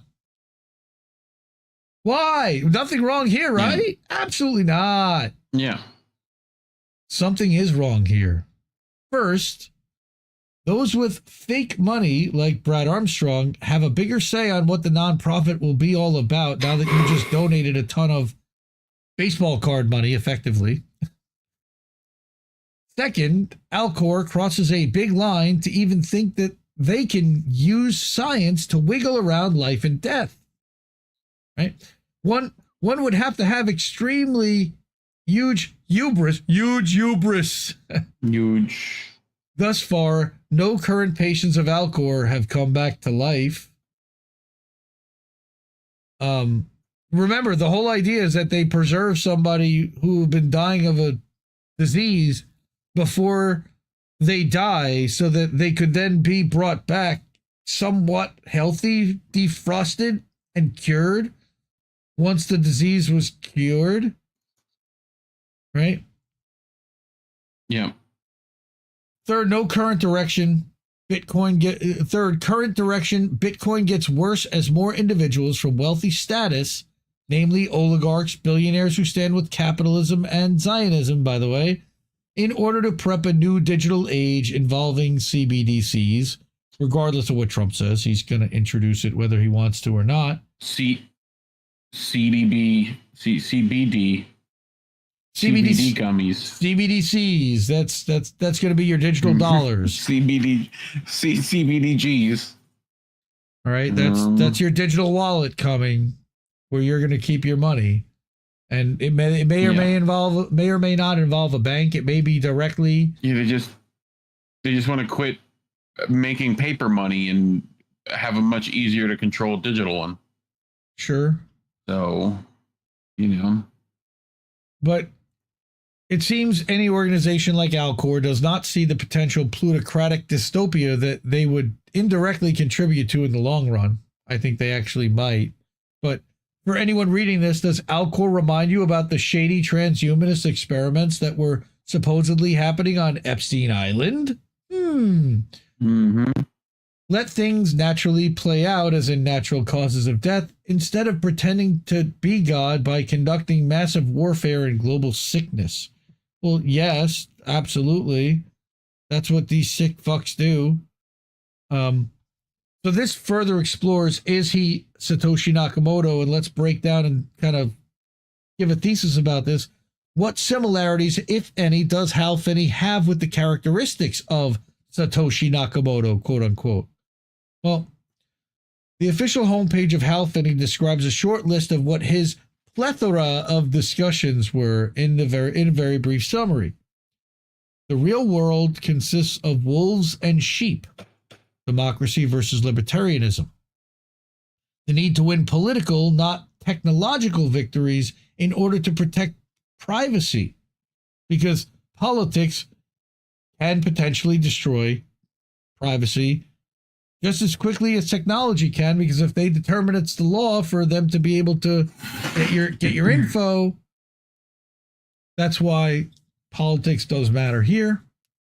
All right. Then the computer can be used as a tool to liberate and protect people rather than to control them, which is why remailers and mentions David Chaum. I don't know really what that reference is to. Right. And then you've got digital cash is interesting enough, but its beauty is rather abstract. Right. Rarity is also hard to evaluate. And that's true. And that's the baseball card effect. But there's 21 million that'll ever be made until they decide to have it or do whatever and split it or issue a new thing like Bitcoin Cash, which they did. Right? Mm-hmm. So he says, would Hal Finney in 2024 be opposing corporations and the bought out government? Which is an interesting question to explore, because more peculiar discussions of him are found on his homepage. While all of his commentary sounds nice and promising, when we look at where the U.S. is now, late stage capitalism, that is, with government agencies and politicians continuing to deceive the people with false promises, Hal Finney's ideas and suggestions go moot and may not matter in the long run. But regarding politics, no information of any could be found about what Hal Finney personally thought about the U.S. and other countries that have sanctioned and been bullied by the U.S. and its militia. That's interesting. No trace of information from 2000 and onward could be found. Thus, nothing, if anything, about Hal Finney directly speaking to Julian Assange. What would Hal Finney think about the dystopian directions late-stage capitalism is taking America and Western nations towards, involving AI, big tech becoming a monopoly, and potentially his pseudonym being used as an exploitative means by Zionist oligarchs and Wall Street vultures to reiterate what cypherpunks like Hal/Satoshi stood for, but ultimately are after one thing: profit, like the underpants gnomes are. All right? Yep. I love gold. Right. Thus, before Bitcoin and any descending digital cash. Yeah, that guy. But before Bitcoin and any descending digital cash ended up ultimately benefiting oligarchs who strongly support Zionism, before Bitcoin became Zionist Bitcoin, there was Hal Finney and possibly his alter ego Satoshi Nakamoto. Finney's somewhat ominous background and the future is left entirely up to the individual to decide. If Hal Finney had survived years later, would he be standing alongside the people, or would Finney serve as another piece of cog to continue the late stage capitalism and keep it afloat? I think he'd probably be part of the latter, as it seems he was already working potentially with Palantir and Thiel and all these fuckers already, potentially. But there is no public record of any of his opinions other than basically straight facts. Weird. And with all the effort put from Alcor to ultimately revive him via cryogenics, is he worth reviving back? Respectfully, no. Let Hal and hopefully Satoshi Nakamoto rest. Is the true identity of Satoshi Nakamoto worth debunking at this time? Well, no, not at this time. I'd like to know, but although no public community would ever directly approve so-called secret projects he were involved in, be it electronic cash or peer-to-peer blockchain, there was a moment of time where people could have seen the benefits of blockchain technology, but without the technology being heavily compromised by corporate greed and politics. I think that's like kind of dreamer, or I can control it. We can control it. As it stands, people here in the U.S. and elsewhere globally are still struggling, working multiple jobs, cannot financially secure themselves via assets and retirement, while prices of nearly everything continues rising. How can a majority of people even find themselves to be distracted with waiting for a cypherpunk man to be revived? Like, yeah, there's more important things to worry about right now, and certainly more and more people are starting to recognize that advanced technology and digital currencies, potentially of first world origins under imperialism hands such as Zionists, have no intention to helping anyone but the oligarchs. And any government agency with the 3 letters do not directly serve the people and their essential needs. And they could potentially be involved in the creation, the administration, and the control, and one of the larger holders of Bitcoin. We don't know. We know the U.S. government's been acquiring it, but we also, did they create it? Good piece, Golden Monarch. I think there's a lot of questions there too. There's a lot of thought-provoking stuff in that article.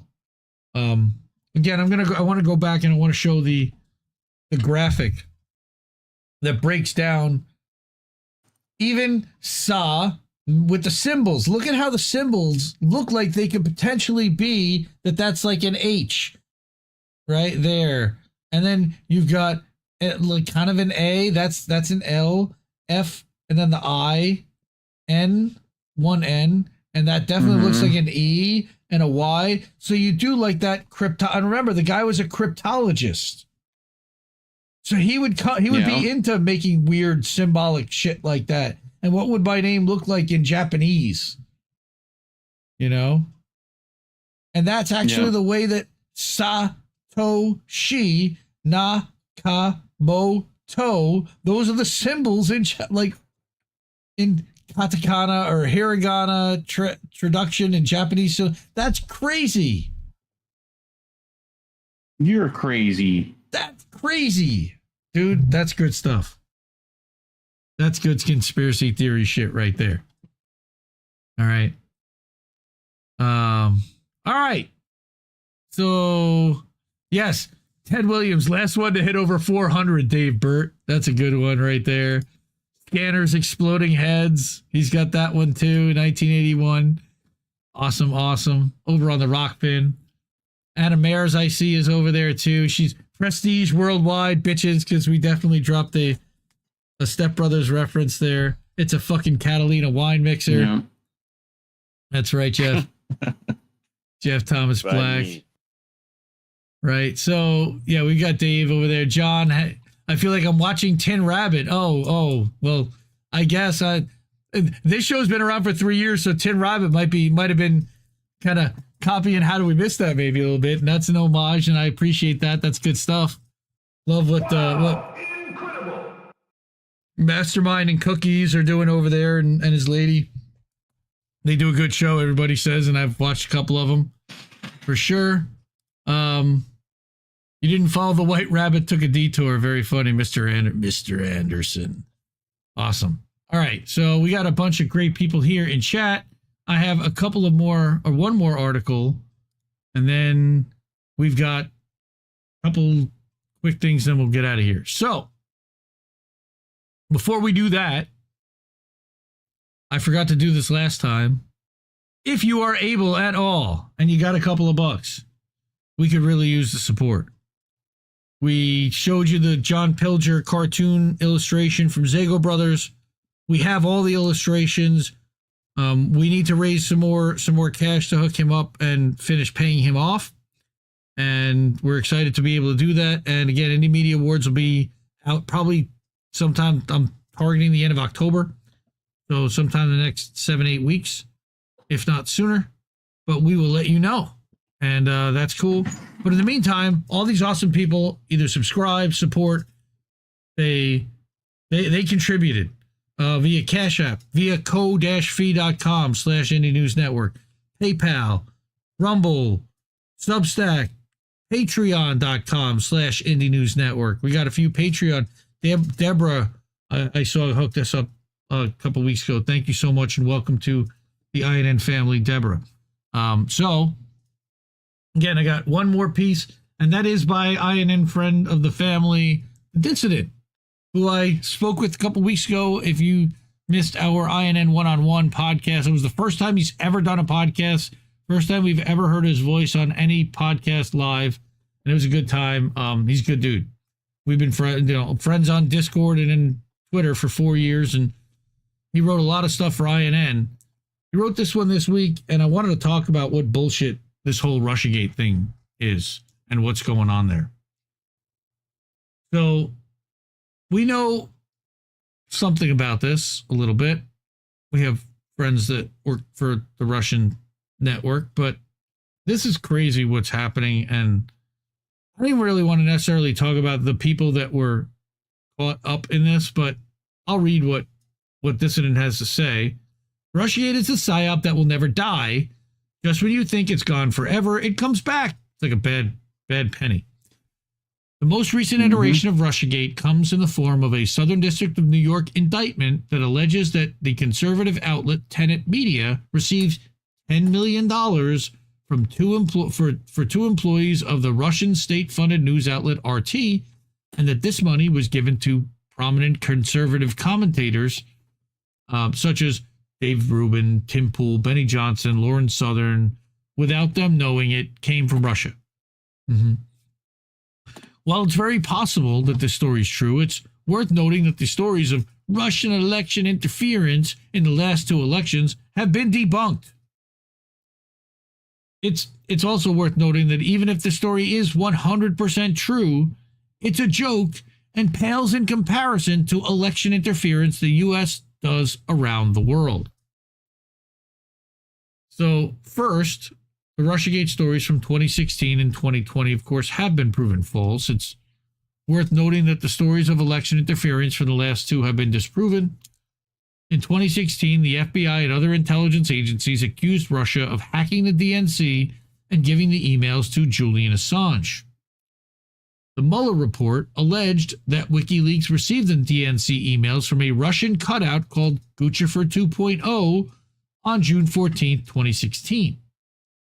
The problem with this narrative is that Assange had already announced that he had the DNC emails on June 12th, 2 days prior, and WikiLeaks did not publish any material from Guccifer 2.0, as the account had already put out most of it publicly, and WikiLeaks was unable to verify the content.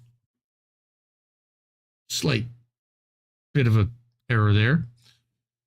A 2017... No, it's a Julian's bar and gym, man. Julian. It could be Julian that fucked up the what? Icky Leaks or the who? Pity Keith or whatever the fuck the... Never mind. What the Pity Keith? What? He was a Julian, wasn't he? The fucked up the what? Licky Leaks or... The lick... What is the Licky Leaks? The Licky Leaks. WikiLeaks. The Julian Assanges. Boom. Yeah, see? Fucking dummy. Yeah. The Licky Leaks. Yes. Yeah. That's Trailer Park Boys for those who don't know. But the 2017... So good. A 2017 forensic investigation from the Veteran Intelligence Professionals for Sanity, a collection of former intel officials such as NSA whistleblowers Bill Binney and former CIA analyst Ray McGovern, found that the DNC emails on WikiLeaks would have had to have been a leak and not a hack. Finally, in 2019, the narrative was fully debunked when a 2017 testimony was released showing that CrowdStrike, the Clinton campaign hired firm responsible for generating the claim that Russia hacked the DNC, had no evidence to back it up. The company's CEO, Sean Henry, admitted they had, quote, no concrete evidence that Russia stole the emails from the DNC. This is just rehashing things. All right? Unbelievable. No evidence they were actually exfiltrated. Unbelievable. Right? That was Sean Henry under congressional testimony. There were also allegations in 2016 of Russian bots swinging the election, but these allegations only amounted to a single troll farm where only 11% of the content was even related to the election. That, I believe, is the Internet Research Agency, the IRA.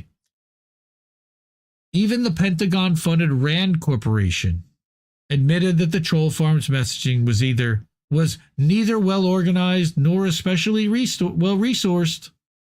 I believe it was $50,000 spent on Facebook ads.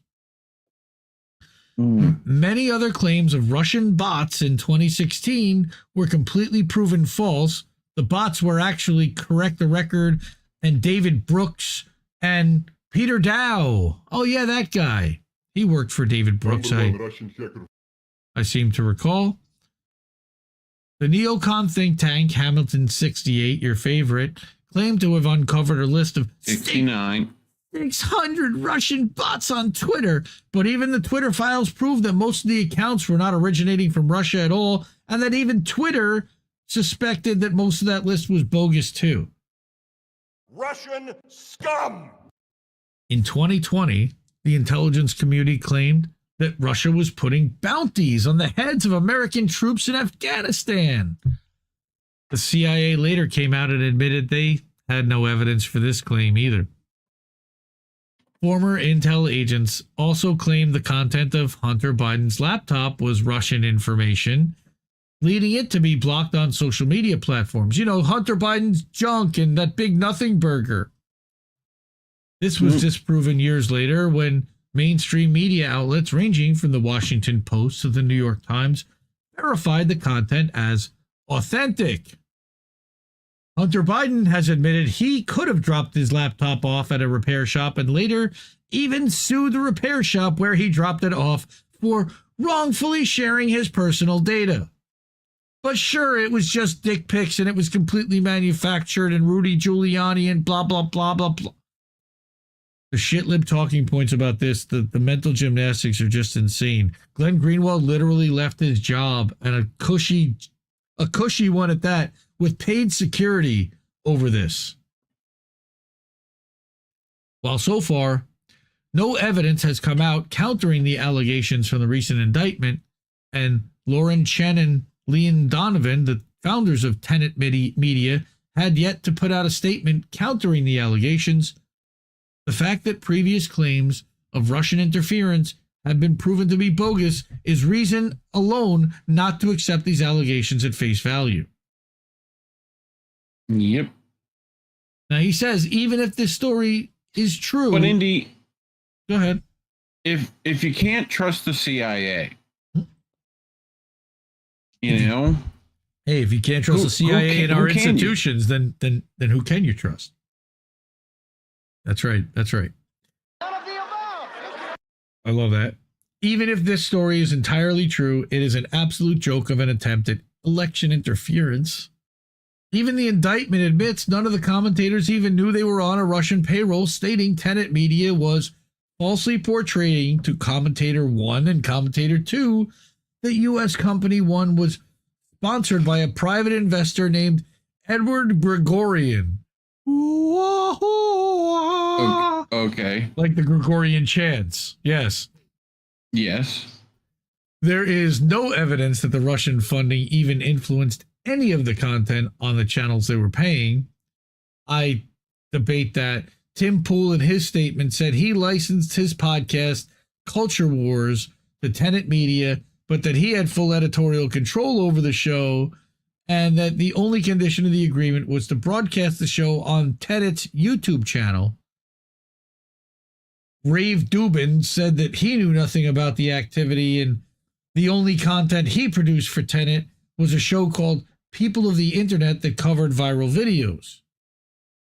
Examples of Rubin's content from Tenet Media found on the Wayback Machine, which hopefully won't be going away, but due to a lawsuit might be, include a video titled Chimps Have a Bizarre Reaction to Prosthetic Legs and a reaction to the viral comedic video, What If Google Was a Guy?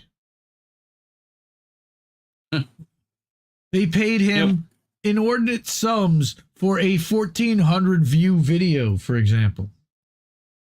Yep. Or this one to have 1,600 views on their channel. Show me the money! The indictment does not even allege that the RT funding influenced any of the creators, and in fact only cited 2 examples of the RT employees even trying to influence the content at all. One example they cited was the RT employee trying to get the company to repost a video of Tucker Carlson in a grocery store in Russia, a video that had already been widely seen on social media and already shared by multiple news outlets.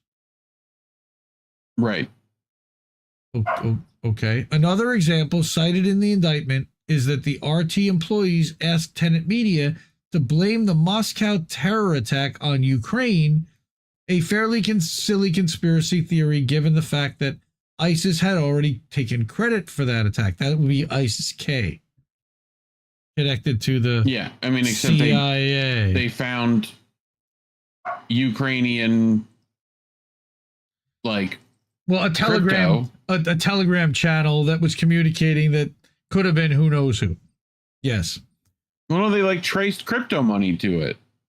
I didn't know if it necessarily traced correctly to Ukraine. I thought it was to an anonymous Telegram account, but they didn't know who it was that they were getting it from. I think they figured that out. Maybe. I don't know. But he says, furthermore, all the creators on Tenet Media already had massive audiences on YouTube and other social media platforms and would have had eyeballs on their content with or without this funding. Even if the story is 100% true, it seems more like a giant waste of money and resources on the part of the Russians than some sort of psychological warfare operation, as the Justice Department has alleged.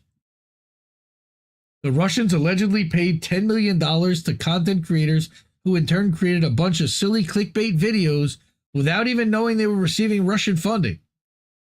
It doesn't seem at all that the Russians were able to steer the content of these creators in their preferred direction, and the only influence they were able to put forward amounted to a silly conspiracy over the Moscow terror attacks and a Tucker Carlson video that had already been widely viewed.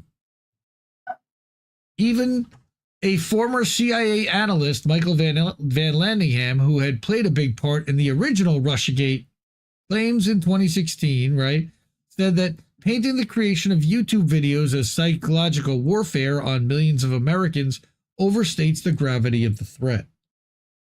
Agreed. This joke interference pales in comparison to real election interference done by America around the world. The greatest irony of this story is that this joke of an attempt at election interference, again, pales in comparison to what's done by America worldwide. Some notable examples, and he just listed a few here. In 96, the U.S. helped sway the Russian election toward their preferred neoliberal candidate. We know Boris Yeltsin. There's a very famous movie called Spinning Boris about that. In 2002, the U.S. backed a coup against Hugo Chavez, the democratically elected president of Venezuela. In 2006, the U.S. attempted to overthrow Hamas after they were elected in Gaza by arming members of Fatah in Egypt for a coup attempt.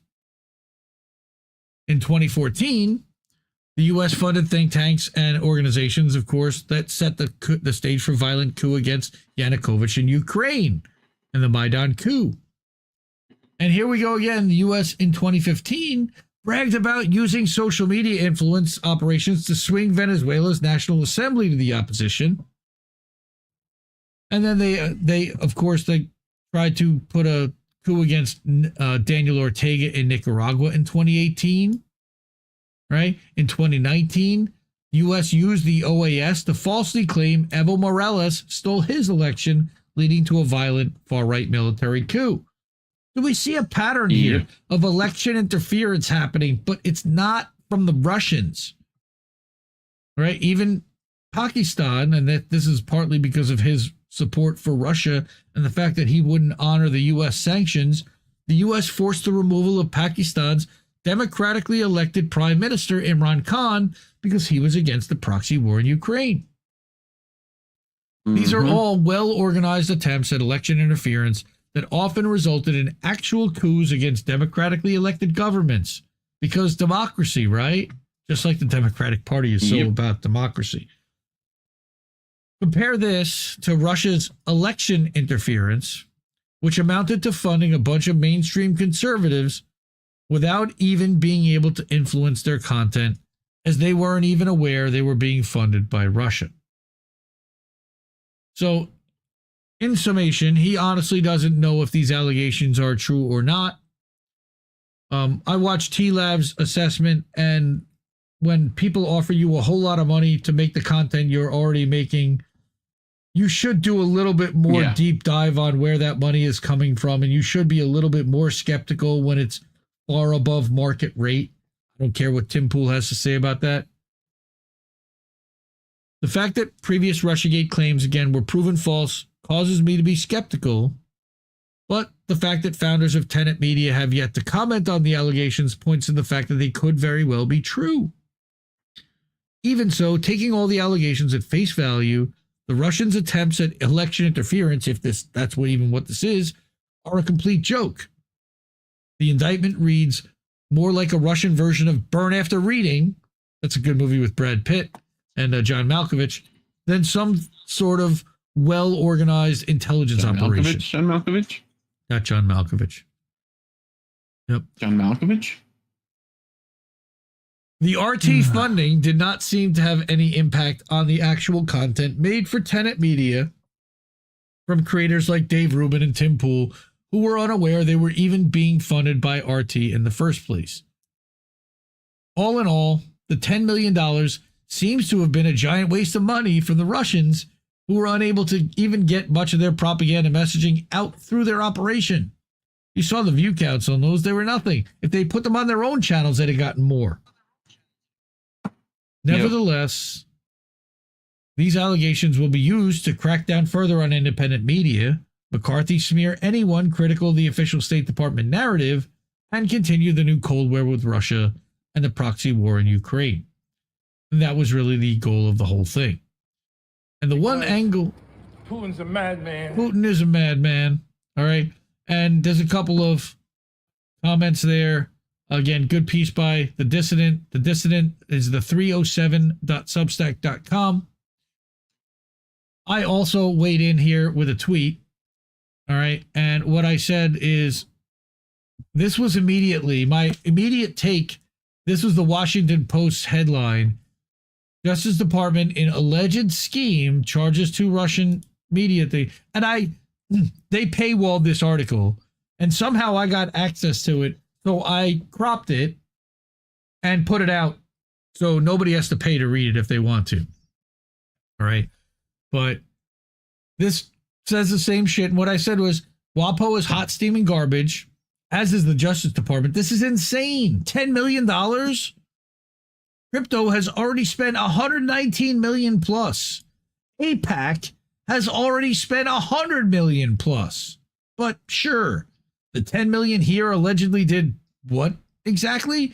Some unknown damage? No, it's not that. Some unknown damage to someone unknown. What did it influence? How do you measure what it even did? All right. President Trump incited an erection. That's right, Cam. He sure did. 248 million already spent on this cycle in total, but we're worried about 10 million because reasons. All right. And again, that's the paywalled post just to show what this was from, and that it wasn't just a headline when it's dated. And then here's another link from Common Dreams, Indie Media Award honoree, showing dark money outside. Thank you. Dark money outside spending exceeding $1 billion already this cycle. So again,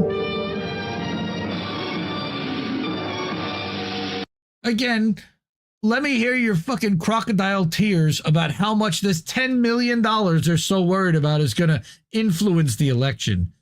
Only dumbasses believe this nonsense. I mean, wow. And finally, bam, congratulations to our friend, The Dissident, for reaching 1,000 subscribers on his Substack, the 307.substack.com. It took some time. He wrote a nice article about it. Go check it out. And he does also give kind of a recap of what he's written recently, because he took a bunch down. He does give us a shout out, and he says he didn't know if he'd ever be able to hit 1,000, let alone this quickly. And he said he's able to get there thanks to everyone that subscribed, and special thanks to me and INN, who's done more than anyone to help The Dissident grow since the beginning. And again, there's a link in there to our podcast. So check that out. If you enjoy the work, please consider becoming a paid subscriber. Support independent media, like I say all the time. All right. That's my brother, The Dissident. I'm really happy for him. Ben Media, he's good. He's good peeps too. Check him out. All right. So that's about what hey, how about that? That wrapped up pretty nicely. But support independent media, like I said, support INN, support the Zago brothers, independent art as well. They are independent. We're independent. It just kind of works, independence helping each other. And this is, nobody else is going to do this for us. They got billions. We got us. And we got you. So thank you. Really. I love you all. You're welcome. Golden Monarch saying congrats to The Dissident. Golden Monarch, you're going to be posting up pretty soon that you got your 100th and then your 1,000 subscriber sooner rather than later, I'm willing to bet.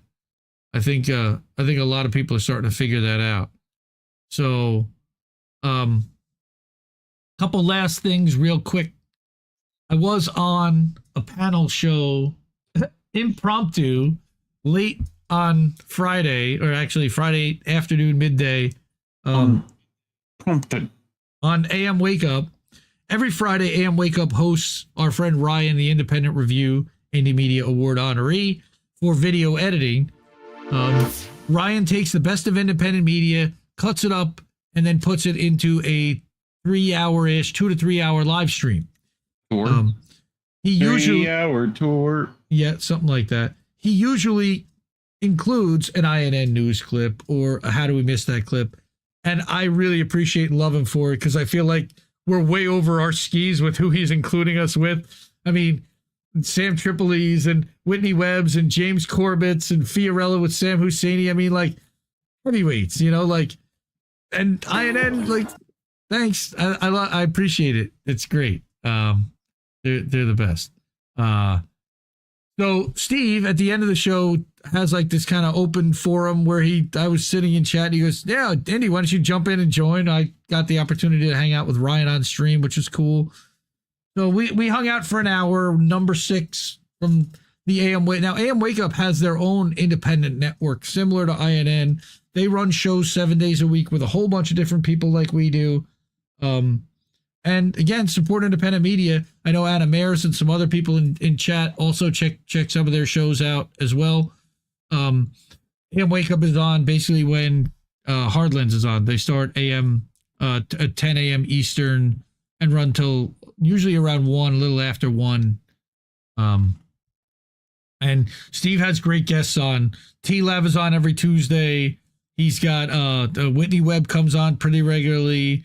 He's actually the person that I think I started watching Keith McHenry. He had Keith McHenry on a few weeks ago. I'm like, dude, I should call that guy for an interview. And sure enough, we did. And so I appreciate that. So check that out.